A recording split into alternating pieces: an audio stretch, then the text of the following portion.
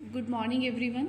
Welcome to Pioneer Convent School, 11th Standard Psychology. The chapter is going on learning, and today we will study factors facilitating learning. Means जब हम learning करते हैं तो कुछ factors ऐसे होते हैं जो हमारी learning को fast कर देते हैं, slow कर देते हैं या increase या decrease कर सकते हैं. और इन factors के बारे में आज हम study करेंगे. प्लस जब हम कुछ भी learn करते हैं तो कुछ टाइम के बाद जब हम उस लर्निंग को अगर भूल जाते हैं, इस एक भूलने की जो टर्म है इसको हम कहते हैं एक्सटिंक्शन. तो कौन से ऐसे फैक्टर्स होते हैं जो हमें एक्सटिंक्शन से रोक सके और हमारी लर्निंग को स्टेबल बना सके, हमने उन फैक्टर्स को आज स्टडी करना है. फर्स्ट फैक्टर होता है रीइंफोर्समेंट शेड्यूल्स. शेड्यूल्स से पहले हम रीइंफोर्समेंट को डिस्कस करेंगे. रीइंफोर्समेंट होता है एक तरीके का रिवॉर्ड, कि हमें एक तरीके का बिहेवियर सिखाया गया और जब हमने वो बिहेवियर लर्न कर लिया और जब हमने वो बिहेवियर की प्रेजेंटेशन दे दी तो हमें उसके लिए एक जो रिवॉर्ड मिलता है, right, that is called reinforcement. अब जो फैक्टर है वो रीइंफोर्समेंट नहीं है, वो है रीइंफोर्समेंट शेड्यूल, कि हमें किस इंटरवल पे रीइंफोर्समेंट मिल रही है, दैट इज़ कॉल्ड शेड्यूल. दो तरीके के शेड्यूल्स होते हैं, one is continuous, second is partial और we can say intermittent. Continuous का मतलब तो ये है कि जितनी बार भी हमें बिहेवियर सिखाया गया, जितनी बार भी हमें एक चांस मिला करने का परफॉर्म, हमने परफॉर्म किया और हमें उसके लिए एक रिवॉर्ड मिल गया. मीन्स जितनी बार भी हम वो बिहेवियर शो करेंगे उतनी बार हमें रिवॉर्ड मिलेगा. That is continuous reinforcement.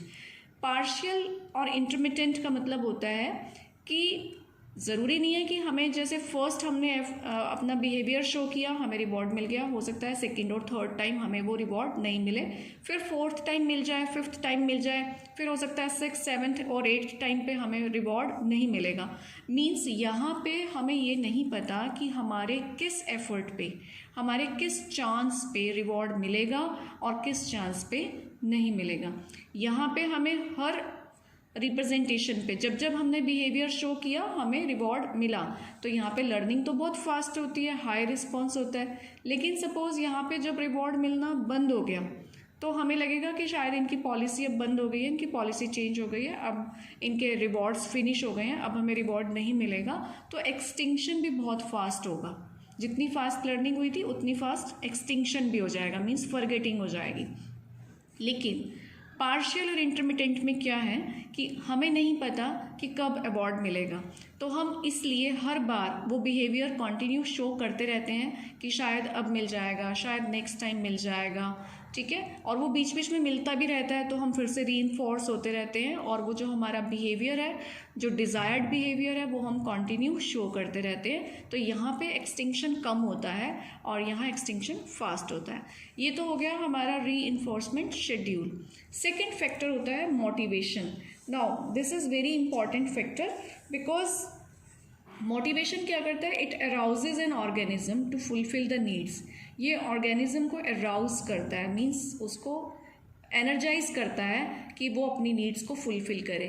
अब जब नीड्स को फुलफ़िल करनी है तो उसे उठ के कोई काम तो करना पड़ेगा. फॉर एग्जांपल बायोलॉजिकल नीड है कि किसी को भूख लग रही है तो वो क्या करेगा, वो उठेगा, किचन में जाएगा, अपने लिए कुछ कुक करेगा, तो ये उसका बायोलॉजिकल नीड हो गया. तो motivation is the pre requisite of learning. Means learning की सबसे टॉप मोस्ट रिक्वायरमेंट होती है मोटिवेशन. सपोज़ किसी के सामने आप कितना भी रीइंफोर्समेंट रख दो, कितना बड़े से बड़ा रिवॉर्ड रख दो, लेकिन जब वो इंटरनली रेडी नहीं है, मोटिवेटेड नहीं है किसी काम को करने के लिए, तो वो लर्निंग नहीं होगा. Motivation is of two type, intrinsic and extrinsic.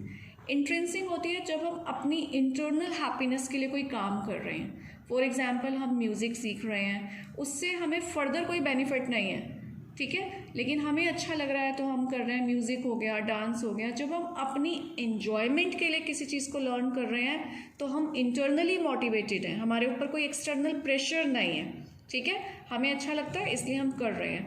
This is called intrinsic motivation.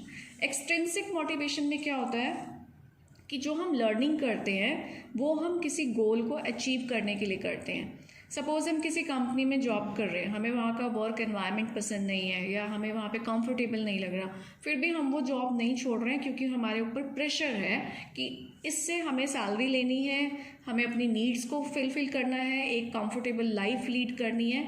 तो मीन्स जो आउटर गोल को अचीव करने के लिए जब हम मोटिवेटेड होते हैं काम करने के लिए, that is called extrinsic motivation. और हमारा थर्ड फैक्टर है prepared for learning. Means learning के लिए कोई भी स्पीशीज़ का मेंबर कितना प्रिपेयर्ड है, तो उसमें 2 पॉइंट्स आएंगे, biological capability and genetically endowed. Biological capability का मतलब कि बायोलॉजिकल आप कितने कैपेबल हैं। As we have studied in intelligence कि सबका IQ अलग अलग होता है। कुछ लोग बहुत गिफ्टेड होते हैं तो उनकी लर्निंग बहुत फास्ट होती है, और कुछ लोगों का IQ बहुत कम होता है, तो फिर आप उनको कितना भी मोटिवेट कर लो और उन्हें कितना भी रिवॉर्ड या रीइंफोर्समेंट दे दो, बट जब कैपेबिलिटी ही नहीं है, बायोलॉजिकली पर्सन कैपेबल नहीं है, इंटेलिजेंस नहीं है, IQ नहीं है, तो वो लर्निंग नहीं शो कर पाएगा। जेनेटिकली एंडोर्ड का मीनिंग होता है कि लर्निंग कैपेसिटी जीन्स में होनी चाहिए, और अलग अलग स्पीशीज़ में जो जीन्स में लर्निंग कैपेसिटी होती है वो सबकी अलग अलग होती है। जो ह्यूमन बींग्स लर्न कर सकते हैं तो वो एनिमल्स नहीं कर सकते हैं, और जो एनिमल्स लर्न कर सकते हैं वो हम ह्यूमन बींग्स नहीं कर सकते हैं। तो यहाँ पर बात हुई है SS लर्निंग की और SR लर्निंग की। तो ये जो लर्निंग है ये हर स्पीशीज़ के एनिमल नहीं कर सकते हैं। जैसे कि SS लर्निंग में स्टिमुलस में जो डॉग ने लर्निंग की, ज़रूरी नहीं कि वही लर्निंग जब हम किसी और एनिमल के साथ करेंगे तो वो भी उतनी अच्छी लर्निंग शो करेगा। तो ऐसा क्यों होता है? Because the members of different species are different from one another in their sensory capacity and responsibility। Means वो जो सेंसरी कैपेसिटी है और जो उनके रिस्पॉन्स करने की एबिलिटी है, मीन्स जो लर्निंग एबिलिटी है, वो सभी स्पीशीज़ के मेंबर्स की अलग अलग होती है। इवन कि अगर हम ह्यूमन बींग्स में भी देखें तो हर ह्यूमन बींग की लर्निंग कैपेसिटी दूसरे ह्यूमन बींग से अलग होती है। इसके बाद हम बात करेंगे एसोसिएटिव मैकेनिज़्म की। एसोसिएटिव मैकेनिज़्म होता है जब हम दो चीज़ों को ज्वाइन कर देते हैं आपस में और उसके थ्रू लर्न करते हैं। फॉर एग्जांपल SS लर्निंग में क्या हुआ था, एक स्टिमुलस के साथ दूसरे स्टिमुलस को एसोसिएट किया गया था, बेल के साथ फूड को एसोसिएट किया गया, तो डॉग को लर्निंग हुई। सेकंड था हमारा स्टिमुलस के साथ रिस्पॉन्स का, जब हमने उसको एसोसिएट किया कि जब भी लेबर प्रेस होगा फूड आ जाएगा, तो यहाँ पे भी एसोसिएशन हुआ लेबर और फूड के बीच में, तो लर्निंग हुई। जब हम दो चीज़ों को ज्वाइन करते हैं और उसे हम कहते हैं एसोसिएटिव मैकेनिज़्म। मीन्स ये वो मैकेनिज़्म है, task that can not be learned, वो काम जो लर्न नहीं किए जा सकते, उसको अगर एसोसिएट कर दिया जाए then those task can be learned easily.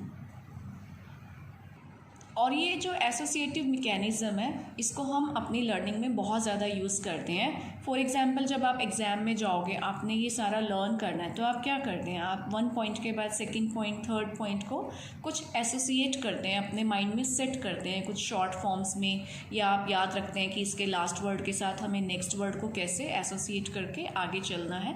तो इस एसोसिएटिव मैकेनिज़्म को हम यूज़ करते हैं। और ये जो एसोसिएटिव मैकेनिज़्म है, जो जेनेटिकल पावर्स होती हैं और जो बायोलॉजिकल कैपेबिलिटी होती है, ये सभी स्पीशीज़ के मेंबर्स की और एक स्पीशीज़ के एक मेंबर की दूसरे मेंबर से बहुत अलग अलग होती है। तो ये हो गए आज हमारे सारे फैक्टर्स फैसिलिटेटिंग लर्निंग, और नेक्स्ट वीडियो में अब हम करेंगे learning disabilities and how to cure them. Till then have a good day.